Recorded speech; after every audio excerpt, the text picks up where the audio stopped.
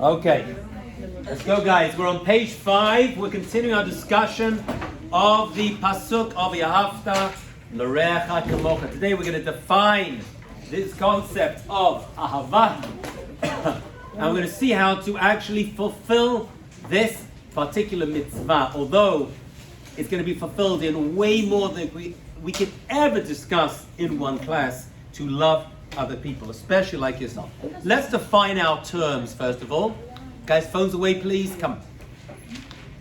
We're working on the concept of Ahava. Ahava. Ahava we define as love. We mentioned, I think, last class, but let's go into a little bit more. Ahava, we'll look at a very famous concept of Rabbi Dessler, a great rabbi who lived before and after the Second World War.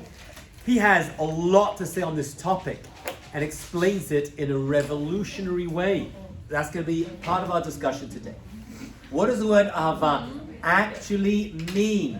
Guys, we have a lot of people in the class, so if everyone's talking a little bit, it takes away from the class. What does the word actually mean?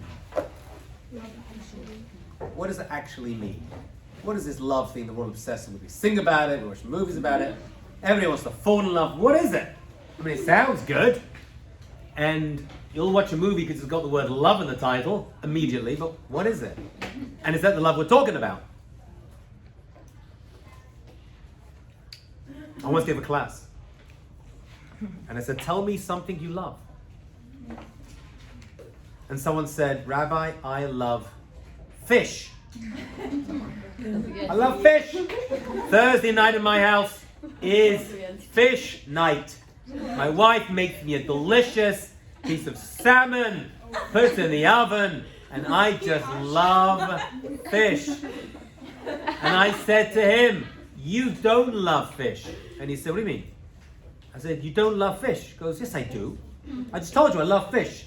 I said, if you loved fish, you wouldn't catch it, kill it, skin it, gut it, cover it in your favorite herbs and spices, stick in the oven for about 20 minutes, and then eat it. That cannot be the dish. What you're describing to me is the pleasure you receive by eating. That's okay. Nothing wrong with that. But that cannot be the definition of love, of what's something that happens to you. That really, for us, is a misuse of the word ahava. You're describing a pleasure. And okay, but nothing wrong with it. But that's not what we're discussing over here.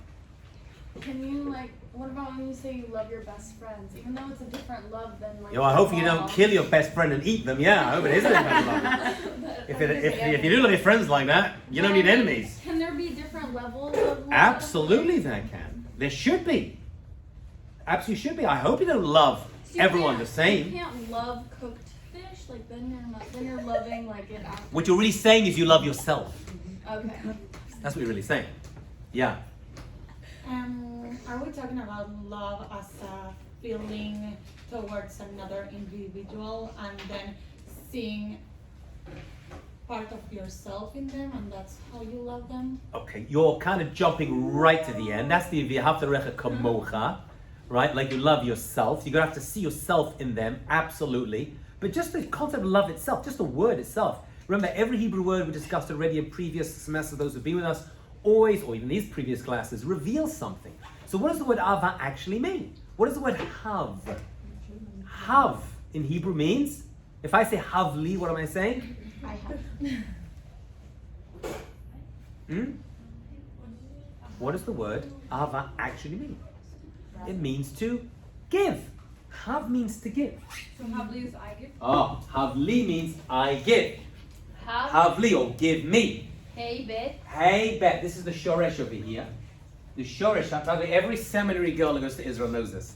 I know you guys know what I'm saying, because in Israel, that's what they discuss. Oh, this is so cute. The rabbi is telling us if you want to love, you got to give. Rav Dessler says you're making a big mistake. When everyone hears this concept, they completely misunderstand it and ruin the entire concept. Rabbi Dessler was his name. He has a very famous essay called Loving Kindness. You can see it in English as well. It's translated into English. A lot of the concepts come from him. And he says, no, the mistake that people make when they come to this is they think love is all about me, what you do for me. If you do something for me, then you love me. He's like, it's actually the opposite. It's 180. We said the word love, ahava, means to give in essence. In essence, it's about giving. That's how you generate love, by giving. The mistake is that a person could think that you got person A and you got person B. And how is love generated? If A gives to B, what do we think? B is going to love A. That is how we see it. But we know through life experience that that's not true. Zelo ha'emet. Because there's many people you give to who don't love you back. They actually very mean, nasty, and resentful. I mean, the ultimate proof to this will be a child. A parent will give a child something, and they give. And let's say the parent gives the child whatever they want. Whatever they want. They want to go up at 3 in the morning, no problem. You don't want to do your homework tonight, no problem. You want candy for dinner and chocolate for dinner, no problem. What happens to that child? Never grows up. Yeah, never grows up, becomes a spoiled little brat, right? It's a disgusting creature. Right? You've killed the kid. That's what you've done. Absolutely killed the kid. But 1 second, didn't you say that giving generates love? And the mistake is not that way. Watch very carefully. This is the secret to the life, universe, and everything. When A gives to B, when a parent gives to a child, or you give to a friend, the love follows the giving. You see, love is generated this way. It's not reflexive. B is going to have to give. Giving generates love. That means the more you give, the more you love. Don't give too much, because then you'll become resentful. So you've got to give. So will this happen? Will the return love come? I don't know. Maybe it will, maybe it won't. Maybe your child will become a spoiled little brat. Or maybe they'll mature and realize early on that in order to love, you've got to give. That is a simple formula that we need to download into our brains. The more you give, the more you love. The loving itself follows the giving. So when a parent gives a child something, the parent loves the child. That's the way the giving is going. And if you don't give someone, you can't expect to love them. Because in essence, that's what it is. And obviously, we're going to have to jump to the end and say, well, it says, V'ahavta l'rechem, you should love others like you love yourself. If you don't give to yourself, take care of yourself physically, spiritually, emotionally, psychologically, then you're going to hate yourself. Right? Can a person hate themselves? Yes. Yeah. Because they're not giving to themselves. So now we're saying, well, how do I figure out how to love somebody else? Well, you've got to give to them. But how? Use yourself reflectively. That's why the pasuk, the verse, is reflective. Love other people like you love yourself. That means if you love people being nice, you be nice to them. If you like people not cursing you out, then don't curse them out. If you like people taking care of your possessions and taking care of your money and not stealing from you, then don't steal from them. Figure out what you like. It's reflective. The Sefer HaChinuch, we mentioned before, is going to define this as a soul love. Ahavat nefesh, he says. That's how you create a real soul love. That guy who likes the fish is not describing a giving, he's describing a taking. And Rav Dessler goes even further and says this world is divided up into 2 groups. Ultimately, everyone falls into 2 groups. Givers and takers. There has to be give and take. There has to be given, no doubt about it. There's got to be taken. But in essence, which one are you? We have to take sometimes. Right? But you go through your entire life just taking. And that's what you'll remain. And therefore you're becoming a non-loving being. Now, interestingly enough, we'll just jump to another related topic. There are 3 groups that we are told to specifically love. What are the 3 types of people? 3 types of people, and we'll see it fits in exactly what we're saying. There are 3 types you're meant to love. Who are they? Widows? The widow, the Orphans. almanah. Wait, what is There are 3 types we are told in the Torah. You have to love them with even more love. They need and deserve more love than other groups. Who are they? Orphans. Orphans, And converts. right? I heard And Converts. the convert. What? Widows, orphan, convert. We're told in the Torah, you have to love them more than anybody else. But why? And how? Well, some kid's an orphan. What's your name? I'm Timmy. You have parents? No, they died. Come on, I'll give you a hug. Is that what's going on? What is that? No. What you're saying, these are three groups that are lacking givers. The widow has lost her. Husband. Right. The orphan has no parents. The convert, for the most part, nowadays maybe less so, but even that still exists, have lost their entire community. They've had to enter a whole new community. They're lacking their givers. Their families may have disowned them for becoming Jewish. That's the way it was for millennia. So that's what we're seeing over here. These three are pulled upon, says the Torah, you have to love the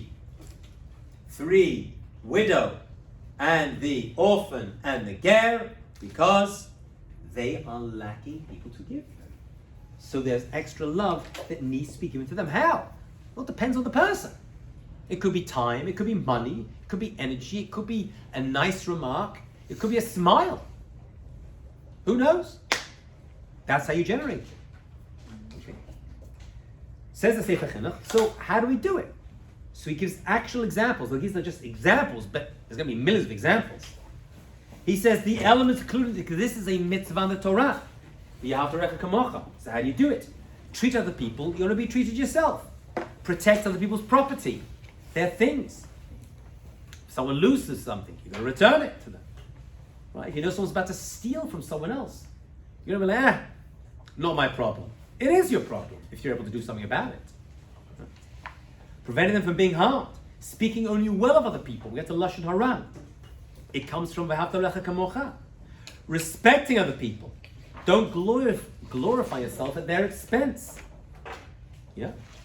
And he says that people who do that, by the way, are considered the worst ones. And therefore, one of the worst things you could do is to hurt another person. Hurting other people is considered one of the worst aveirot that exists. Yeah? By not having this giving ability. By the way, when you're looking to make friends with other people, and definitely to start a family, to get married, you want to find a giver. Right? You want to fall in love. You don't fall in love, you build love. I mean, that's why there's no love at first sight.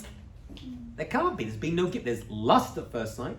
Right? That we can have. But there's no love at first sight. It can't be. Because there's been no giving. Yeah? Wow. Turn over the page. Let's have a look at the prohibition against hurting other people. So Reb Akiva said, this thing of alpha is a klal gadol shebetorah. He's like, this is a very big, why? Because it doesn't just encompass other mitzvot. It encompasses everything. Everything you do, every relationship, every interaction is going to somehow involve this. And we mentioned already, even giving someone a smile. Right? We know from Pirkei Avot, you have to makabel et kol adam b'sefer panim yafot. You have to greet a person with a smile. We mentioned that your face does not belong to you. It is Reshut HaRabim. Your face does not belong to you. What's Reshut HaRabim? It's the public domain. Your face does not belong to you. You know what? You've seen your face how much today? You looked in the mirror, maybe took 3 or 4 selfies, or if you're completely insane, 30 or 40, right? So you don't look at your face much. I've been looking at your faces longer than you have today, which means your face doesn't belong to you, it belongs to me. It's how you express yourself. So you can't walk around with a sad face all the time. It happens. Why? Because you're ruining my day with your miserable mug. You can't do that. Don't be selfish. Yeah, that's exactly what it is. It's exactly what it is. You are. Okay? So he gives more examples. Respect other people. Don't steal their belongings. Don't be unfaithful with their spouse. I'm telling you what, I'm reading the Sefer Chinuch. Yeah? That's not loving someone. Don't defraud them. Don't insult them. Don't trespass on their property. Don't cause them any damage in any other way. This is basic. You come like, what's going to do with my relationship to God? Is my relationship to God? I keep kosher, keep Shabbat. Say Sefer Chinuch.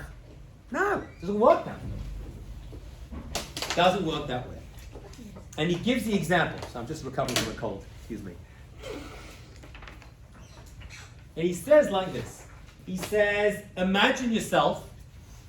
I used to actually want to discuss marriage. I think we're going to do a class or two on marriage as well. When we get them, Mr. Hashem. But you can't discuss marriage until you discuss what Ahava is about. Imagine you see me in my kitchen. Actually, I spoke last night online to a group in New Jersey. So I gave this example. Imagine you're cutting a piece of meat. Okay? And while you're cutting, you see me cut my left hand. And then you see me do the following. Watch. Stupid hand. What'd you do that for? Or you see me walk down the street and you see me trip up with my right foot. And then you see me kick my right foot with my left foot. Stupid foot. What'd you do that for? What would you think about me? You're crazy. This guy's gone crazy. He's mad. He's Majnun. Right? He's Divonaire. He's completely cooking this guy. Why? Why would you think that? Because Wow, I'm so happy you're it's recording. me. It's me. I'm in it myself. It doesn't make sense. It's an analogy. It's a very deep analogy, by the way. People hurt themselves, right? But they don't realize they think they're hurting someone else. They're actually hurting themselves. It's one being. You know, I say in marriage too. You may get to the level of this. I can't get upset with my wife. She can't get upset with me, right? But really, what you're doing is you become one being. You become basar echad, one flesh. It's a beautiful story which I've told many times. Actually, I put it in my second book of a great rabbi called Rabbi Aryeh Levin. Rabbi Aryeh Levin was a small rabbi who lived in Israel in the 1940s, 50s, 60s. They wrote a book about his life, just stories about him, just stories about this guy, this great rabbi called A Tzaddik in Our Time. It's a great book, very inspirational. He lived meager. I mean, I visited his apartment. In the tiny little apartment, he had no electricity, he had no heat. One of these people, you know what I'm saying? He lived with, I mean, really, and everyone used to go visit the hospitals, and he used to go to the prisons to visit the Israeli prisoners who were put there by the British. I mean, just like everyone loved him. Everyone respected him. Those secular Jews in Israel respected this individuals. I don't know if there's such individuals like this today. I wish there were. He was beloved by every single person. So he was married for like years and years and years and years. This is this amazing story. So his wife had, at some point later on in life, she had some foot problem, some epidemia, some foot problem. So she wanted to go to the doctor. So he said, I'll come with you. So the story in this book says that he takes her to they go together to this religious, doctor in Jerusalem. And they walk in. And the doctor looks at him and said, what's the problem? And Rabbi Levin answers and says, my wife's foot hurts us. Yeah? It's not her foot, my foot. Right? It's our foot. He's so in love. Right? You hear? No, it's not. It's right. Well, that's what the idea is, that we are sharing this together. We're basar echad. It's like there's a shared reality here. That's the idea. Yeah. I mean, you can even see this happen with non-Jewish couples, like when women get pregnant, and the guy feels like he feels some of those symptoms, or when she's even giving birth, they sometimes feel Kuvat is called. It's called kuvat.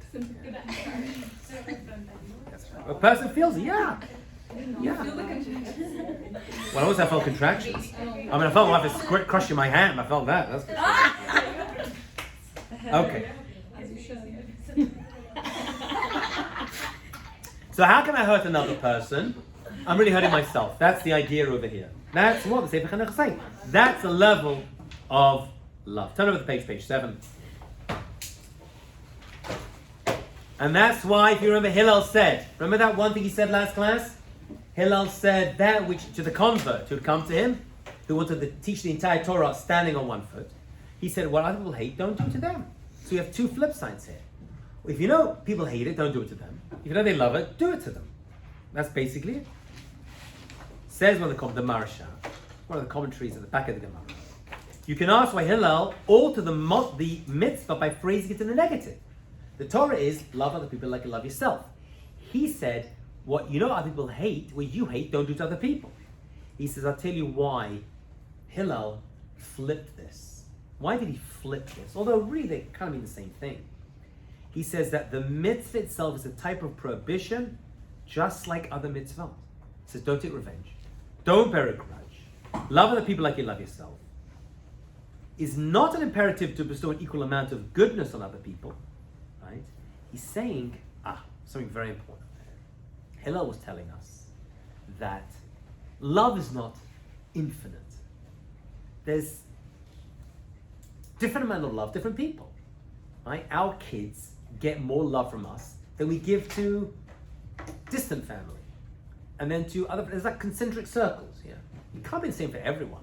It's not possible. No human is capable of doing that. And by the way, be careful who you love, and be careful who you give to. And I'll say, what's the most precious possession you own? Annie? What's the most precious possession you own? No, that's your question.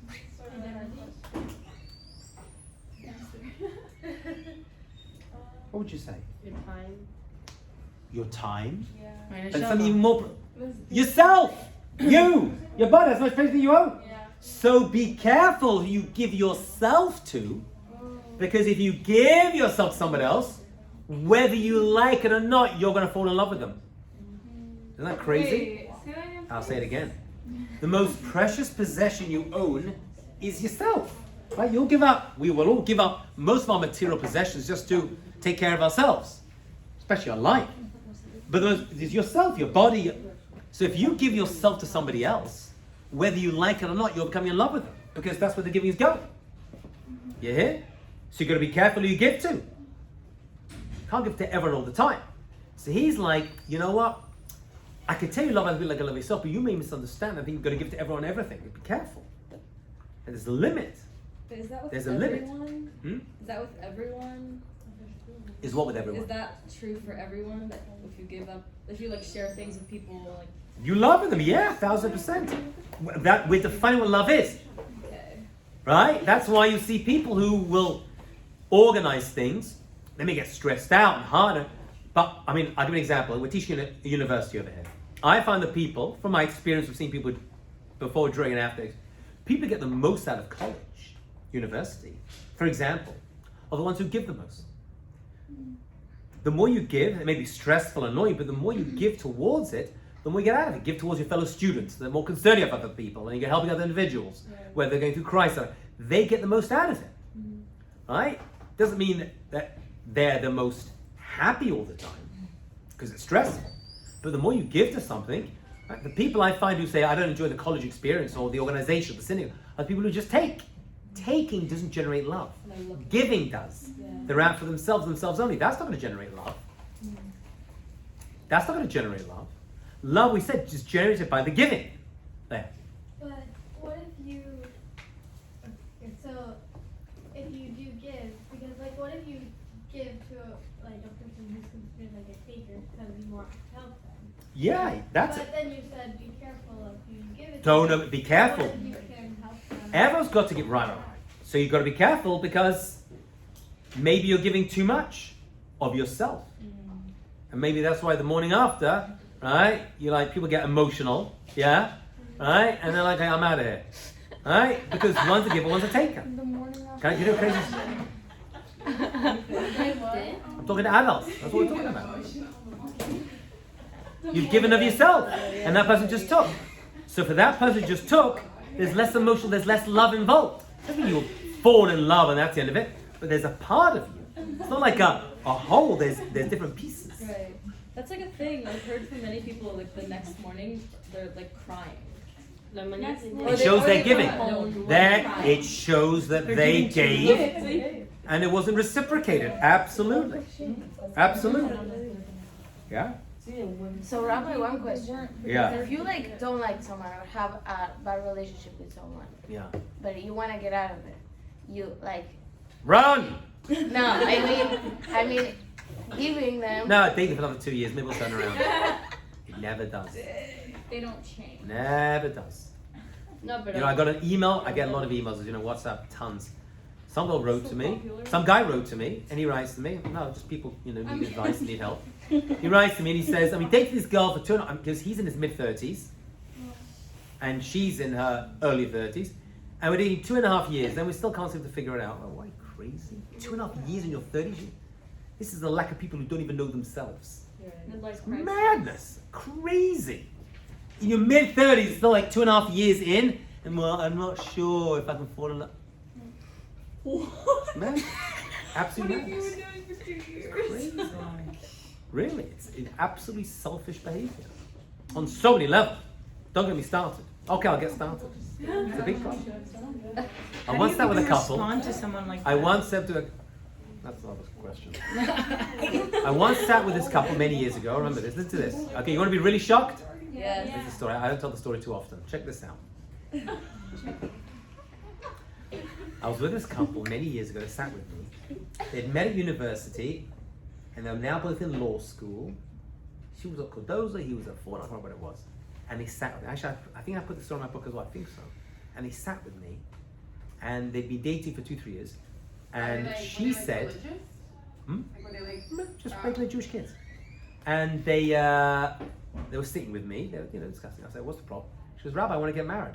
I said, "I'm already married, but thanks for the offer." No, not to you, to him. So I said, "What's the problem?" Listen to this. This is just an example. But we're going to get to the love thing in a second. So she said, I have this conversation many times with many different people, but in this particular case, it came very clear. She said, I want to get married in the next year or so, right? Or at least engaged in the next year or so.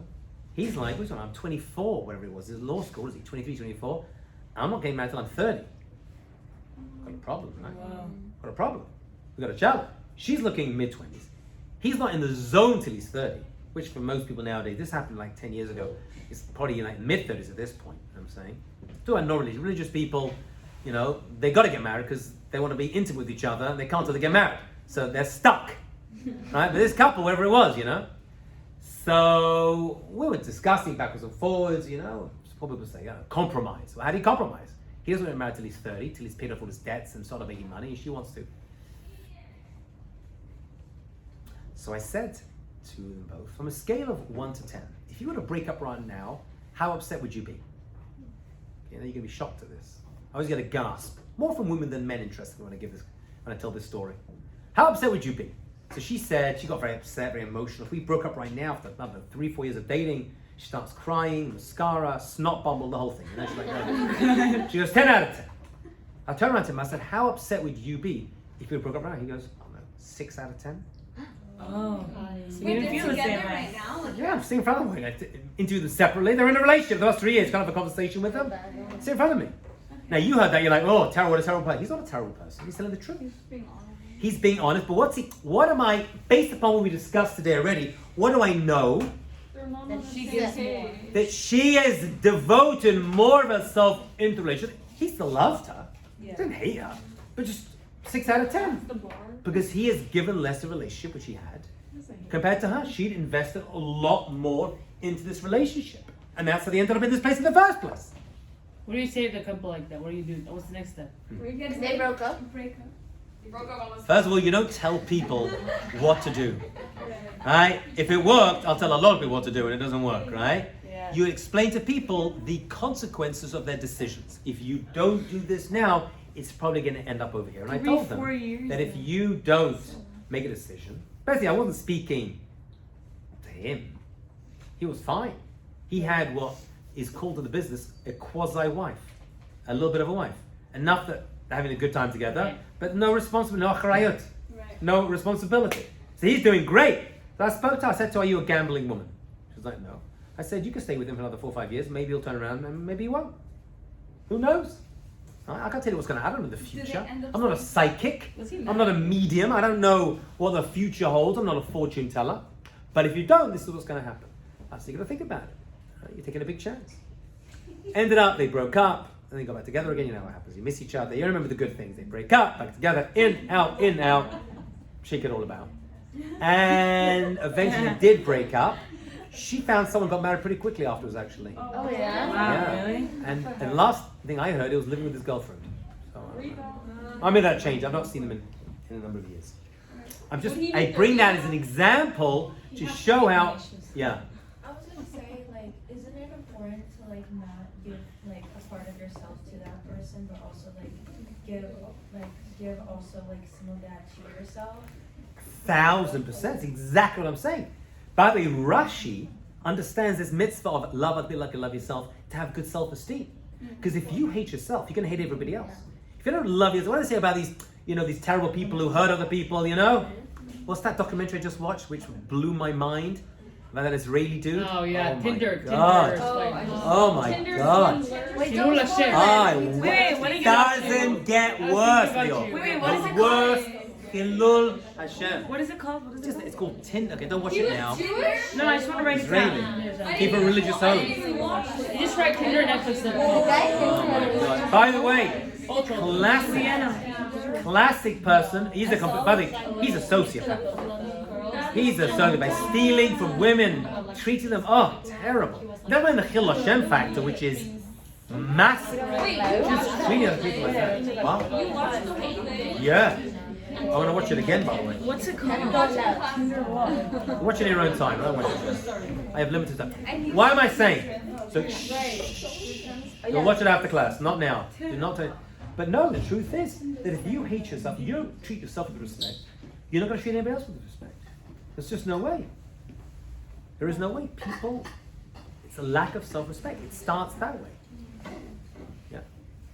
Are we gonna talk about Shomer Nagia? Or in general, not now, but in general. My favorite topic. Every Jewish girl was about Shomer Nagia. Oh, my favorite topic. Not now. Yeah. I'm not going to that rabbit hole right now. A quasi-wife? A quasi-wife. That's what a guy called David Pope from Rutgers University. I used to teach at Rutgers University. He calls it a quasi-wife. In other words, you're kind of in, but you're out. Quasi means a little bit. How do you distinguish that? How do you not be that? Well, in this case, they're not married. There's no responsibility. How do you can't just make responsibility out of no. Where does Well, for us, we believe that taking responsibility means sharing your life, being responsible for each other, taking care of that person, as opposed to, you do your thing, I do my thing, and we'll hang out together sometimes. I mean, we actually define it with a love relationship. This is the definition of a love relationship. It's exactly what we're doing. What? We've gone deep today, people. We've gone deep. Wow, that story, though, was... Woo! How long did you teach at Rutgers? I would go in once every few weeks. Okay, fine. And what happens if one of them starts giving more than the other one? That's very good. That's a very, very good question. Everybody hear this question? Yes. Here's the question. It's a great question. What happens if one person gives more? Listen, there's got to be give and take. But, I always say, under the chuppah, right, when they get married, the first thing that happens is they're both giving. There hasn't been a divorce in world history that didn't come by one person taking and then both at some point taking and not giving to each other. If love builds it, then taking breaks it. In other words, when you're in a relationship, for it to be successful, there's got to be giving. There's got to be taking, right? You're going to give and take. That's just the way it is. However, at some point, if one person gives, one person takes, resentment builds, and then you both become takers, and then it becomes very acrimonious and terrible. And we're living in, unfortunately, a very, very selfish time. And we're seeing, I believe that this high divorce rates we're seeing in today's age, one of the main reasons for this, there's many, we could talk about it, is that people aren't giving in a healthy manner anymore. We become very selfish. Right? People think that marriage is, what does dating become? Dating has become who can give me the most. But we said that's not what it is, right? You're trying to turn the I into us and the me into we. We are, that's what it's become, unfortunately. It's become who can I get the most out of? Right? He takes me on vacation, she does this. You're not describing a relationship. You're describing a taking relationship. That's not going to be sufficient. Right? It's hard work, by the way. Extremely hard work. Because ultimately, we are selfish beings. If you leave people, everyone's different, but if you leave people alone, most people, I believe, naturally, one of the analogies they use for this, every baby comes to this world with a closed fist. But we leave this world with our hands open. After a lifetime, ideally a lifetime of giving. But we are naturally selfish beings. Well, I want to take, and that's understandable, right? So giving is not even, I don't believe it's, maybe it's more natural for some people than others. I see it with kids. I see it with my own children.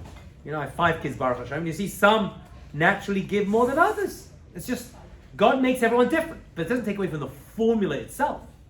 The formula is still true. Yeah.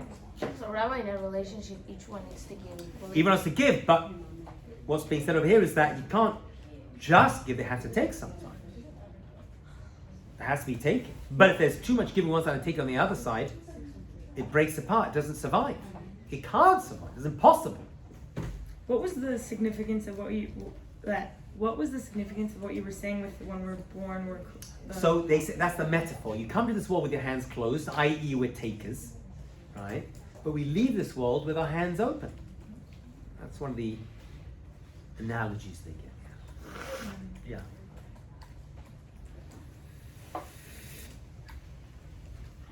Rabbi, Yeah. I'm confused. Remember when you were talking about revenge? That you Yeah. said in sometimes if someone is like in sometimes it's good to take revenge, but with balance. We said, well, we're Like, not I allowed to take didn't revenge. understand We what said you that meant. we said that revenge itself may not be a bad thing. We just don't know how to do it. But some people do. But here it says that if a person who is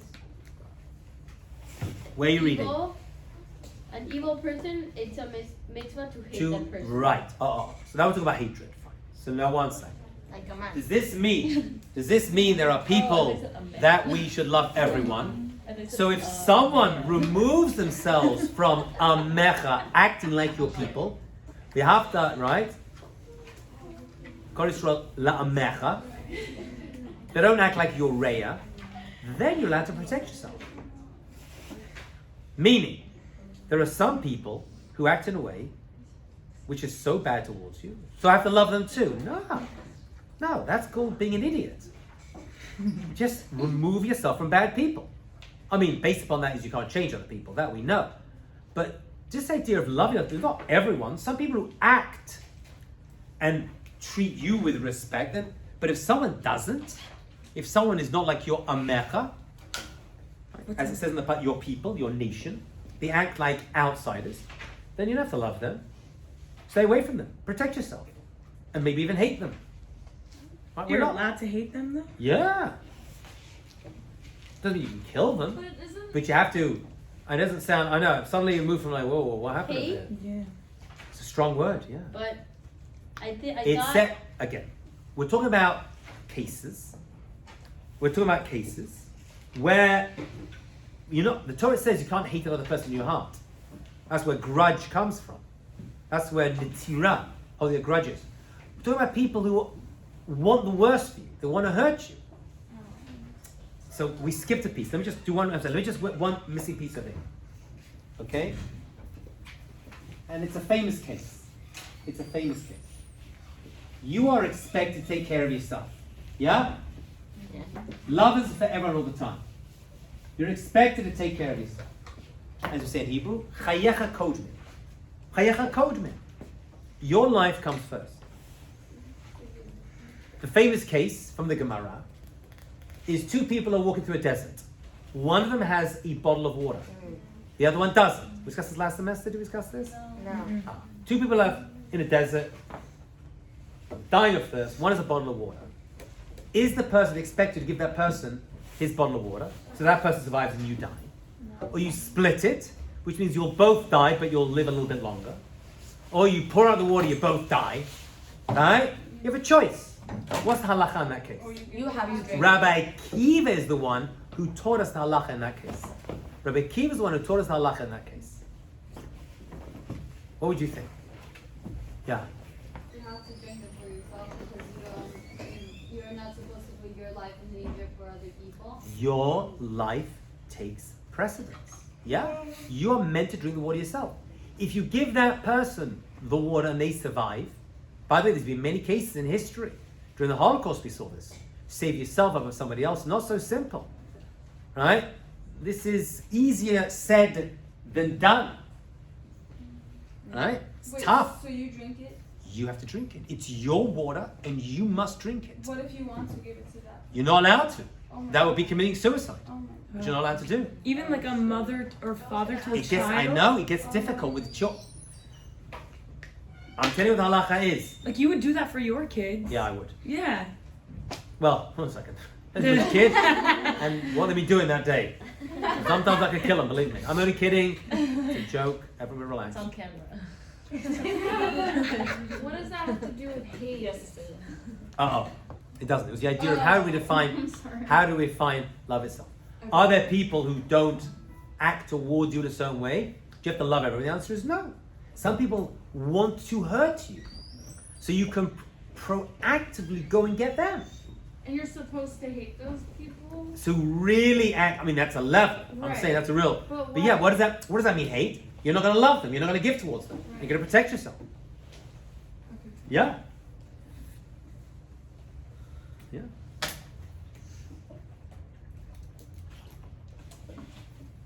Yes, Mackenzie. How do you ungive what's been given? You Wow. ungive that's been given. That's such a good one, question. yeah. Because How do you You're ungive giving. that which been given? I don't think you ever do. I don't think it's always part of you. We're doomed. It's always part of you. Yeah. Not so simple. You don't have to be ashamed of what you did. As Shakespeare once said, is it better to have loved and lost or never loved at all? Wow. Wait, what's the That is a I deep, hate that question. deep, wow. Boom, that just came to me. Is it better? No, it's a real question. I didn't hear Is it better to have loved and lost than never have loved at all? That's Shakespeare, right?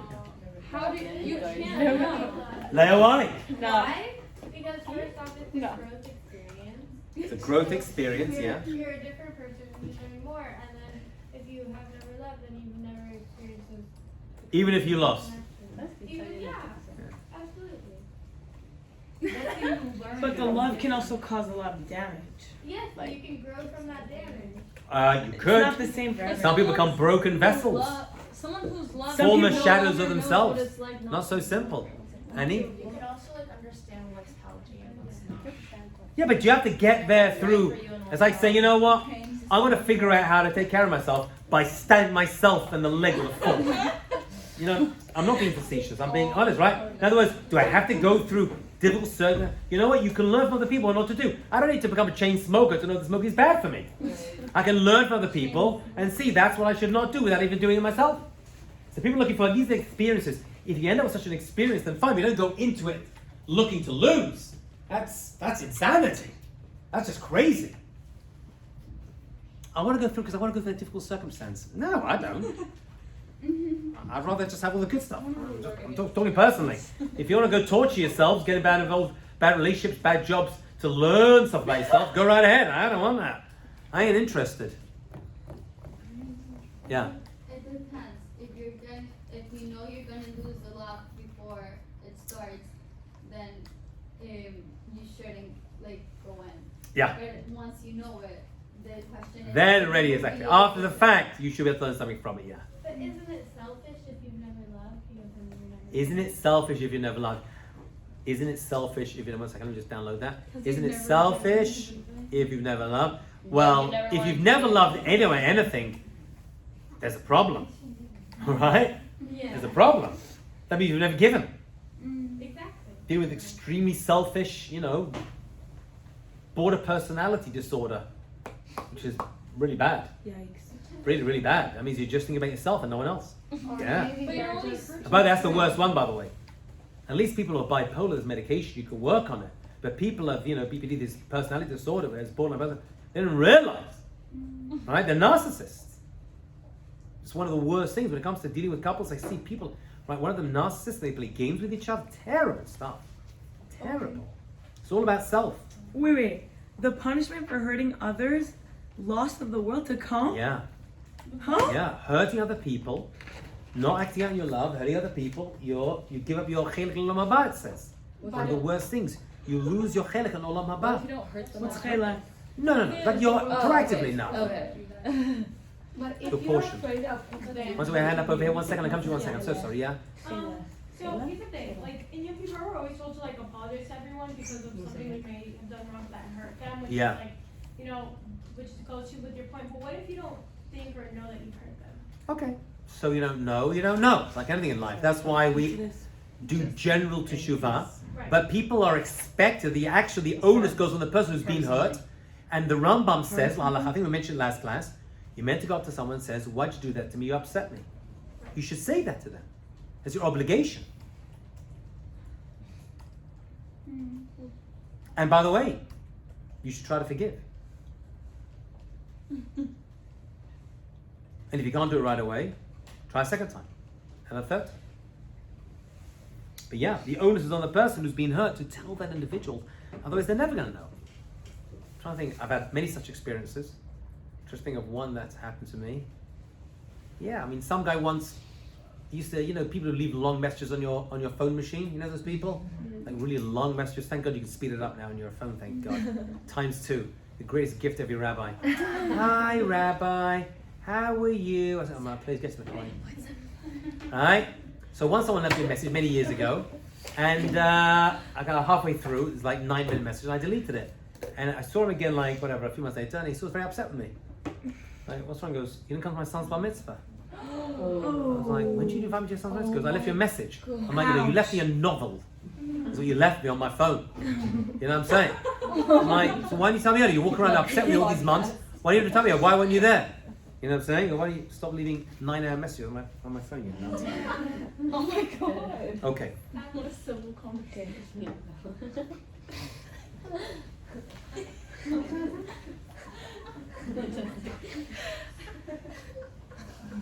What happens in the situation that you're afraid to give because when you give, you start loving and then they can hear you? Yeah, oh, by the way, I'll tell you something fascinating. Ready for this one?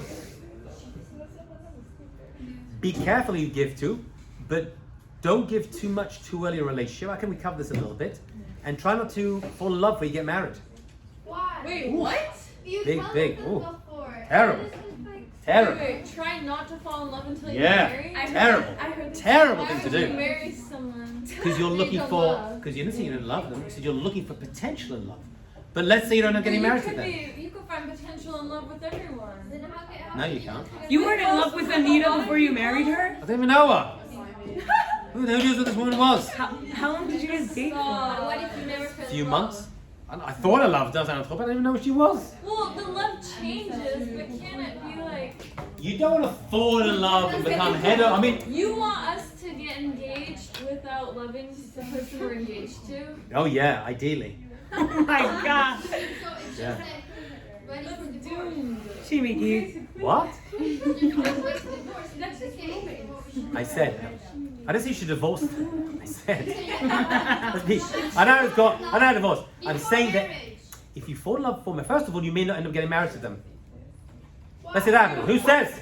I've been involved with people who 1 week before they're about to get married, it breaks up, or a month before. To be though. But then you fell in love with them, so what have you done to yourself? You spent 1, 2, 3 years, and it's all over. And you learned. You think, oh, great, here, stab yourself in the foot. So what do you feel? What are you supposed to feel when you're engaged? I'm exaggerating a little bit, but not too much. What I'm saying is, you should feel something. We're not robots. We're emotional beings. You should feel something, but you don't want to fall in love where everything is just like, everything's fantastic. By the way, you know when it comes to divorce, wait. Sorry. When it comes to divorce, the people I've been involved with who've gone through divorces, they'll pretty much always tell me that while they were dating, they saw signs and they ignored these bad traits because they were head over heels in love. There's a lack of clarity. Obviously, there's going to be some connection, some love between you. But you don't want to fall fully in love. You'll have plenty of time for love after you get married. Years, God willing. But if you were to just give it all up beforehand, first of all, it may not end up in marriage. And then you've spent 2, 3 years, whatever it is nowadays, or nowadays 4, 5 years, unfortunately, they get married anyway. Right? Taking a big gamble. I'm just telling you. I mean, do whatever you want. I'm telling you what to do. I'm telling you the consequence of the action. What if you don't see those signs and... If you date and properly... then how do you not fall in love with them if you don't see those signs? I don't say you have to hate them, get divorced. I'm just saying, don't overdo it. There has to be a certain boundary over here they create in order to protect yourself. Who knows where this is going? But people aren't perfect. No, they're not. And so when you say, oh, I saw those flaws, how do you... Oh, very good. Okay, fine. So we have to distinguish between a red flag and a deal breaker. There's no doubt about it. No one's perfect. No one marries someone perfect except my wife. But no one marries someone perfect. Although she will definitely disagree with that one. Right? Although, jokes aside, I am madly in love with my wife and she's madly in love with me. Just so you know. Well, she's stuck with me 22 years. We're going to find someone else. I'm done. No, but it takes, it's just a dangerous game to play, yeah.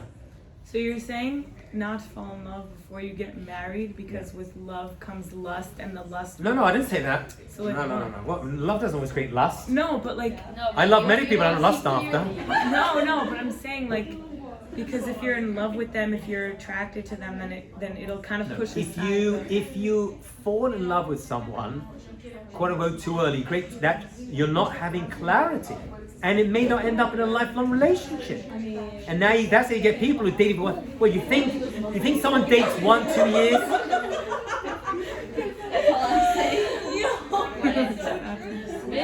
Do you think someone dates 1-2 years and then they split up, which happens to everyone out there? And like, oh, there you go, we're done. You know, here your clothes, here my clothes. Here's your half of the cat, here's my half of the cat. Is that what you think happens?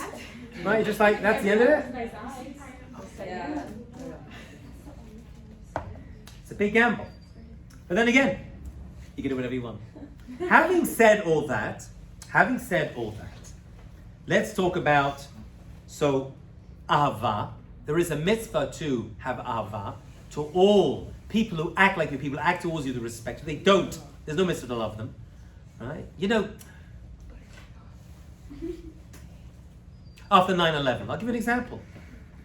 Right? I remember on the radio, I listened to the radio afterwards, because this was, you know, there was internet, but it isn't what it is today. I was listening to some priest being interviewed, right, soon afterwards. And he was like, you know, we can't hate these people. We have to find it in our heart, yeah. We have to find it in our hearts to, you know, not hate them. And I was like, no, it's a mitzvah to hate them. And to track them down. And to, well, potentially kill them or, you know, prevent them doing something else, finding justice for what happened. You know what I'm saying? It's not so simple. There's no concept in Judaism of turn the other cheek. Like whenever we Jews do that, it's for other people, they turn the other cheek, you can slap that one as well. I want to slap both cheeks. You know what I'm saying? No, it's not okay. It's not okay. Rabbi. Yeah. See those cases when there's like a situation where... So hatred, one second. So hatred sometimes is warranted and sometimes it's expected. It's expected. You have to protect yourself. If you find people saying to me, I don't know, I have a friend, she's so mean to me, I'm like, then don't be friends with her. Just stay away. Who says? And sometimes you're stuck. Sometimes you work with them, sometimes you're in class with them, sometimes you're married to them, I don't know. You got to, you know. So you go. In a situation when someone does something terrible to your son, like you've seen in the news, and then someone says like you should forgive the person who did this. I'm telling you, I'm like no.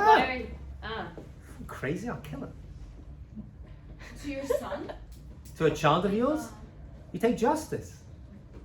But to what extent? I think that's what we're... Okay, fine. We're not, okay, within the confines of law, you're going to go shoot them, right? But you do something about it. Doesn't mean you can hate them forever. I don't know. I mean, I have a story in my head that's a little bit too extreme for now. You guys being screaming up for now, I'll get you crazy. But yeah, go on there. Tell us so. But revenge in a certain way and taking justice it's pretty... Oh, that's a very good... Oh, so revenge actually is justice. You're right. When you take revenge, we just don't know how to do it, but there's a justice system. Every country, every nation has to set up justice. Is that revenge? That's really leveling out. But there's also, you're protecting other people from that person. You know? Taking action against someone who hurt you, that's permitted. Yeah, in order to... Actually, when someone used to kill someone before, like on the David and all those people back in the age, if someone from their family was allowed to kill the person, they killed them. There are, right, the Goal Adam, you're right. And that's why absolutely, that's a justice of the Torah itself, and every nation has to set up fair and just legal systems. Yeah, 1,000%. That's a good application. Okay, so let's talk. What is the time does class finish? 1:05. Okay, fine. Let's do a little bit more. Let's talk about hatred itself. Let's do hatred itself. So we know that hating other people sometimes is permitted, even expected, but in most cases it's not. And it's considered one of the worst things. Actually, there is a connection between hatred and exile. Galut. Exile and hatred. We know that the reason, we're told, that the first temple was destroyed, the Beit HaMikdash, the first temple was destroyed because of three things: idol worship,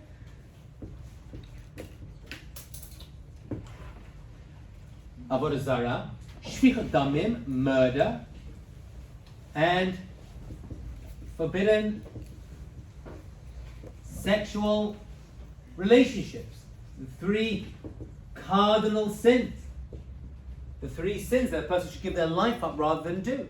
That's the first temple. Comes along the Gemara and says, you know what? The second temple was destroyed for one reason, which is sinat chinam. Baseless, not based on something real. That could be permissible. Baseless, sinat chinam. Baseless hatred. It's baseless. It's not based on any form of self-defense. Yeah? Or something you use to protect yourself or other people. It's baseless sinat, hatred.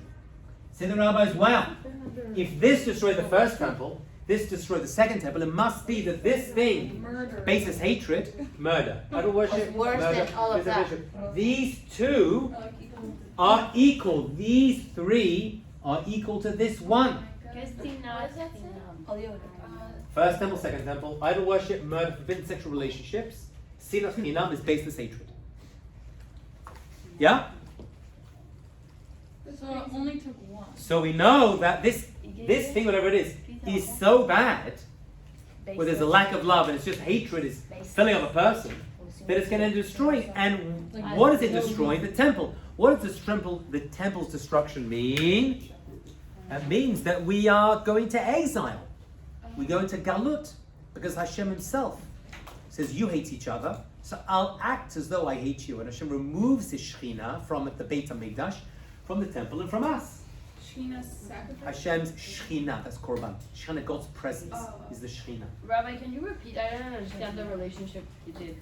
The first temple was destroyed. Babylonians came to destroy the first temple. Why? We're told there was a problem among the Jewish people. We were worshiping idols, we were killing each other, and being involved in forbidden sexual relationships. Then it was rebuilt after the Purim story, stood for 400 years, and destroyed again by the Romans. They're always like, well, what's going on? Why is it being destroyed now? What is the root reason? We know the immediate causes, but what was it? The Gemara says there was hatred among people. We hated each other. Well, what does that mean? Well, we're going to see. They took revenge, they bared grudge, spoke lashon hara about each other. See, all these things culminated. But for 1 minute, if these three destroyed this, and this one thing, it must be that these three are equal to this one. Oh, what's the answer, Lior? Sorry, I wasn't listening. What's the answer to sinat chinam? Ahavat chinam. Avad Yisrael. Not free love. Avad Yisrael.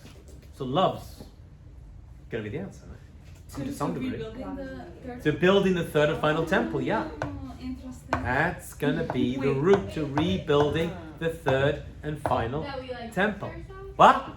But for that one- How do we build a third and final temple? If this, how you can work it out.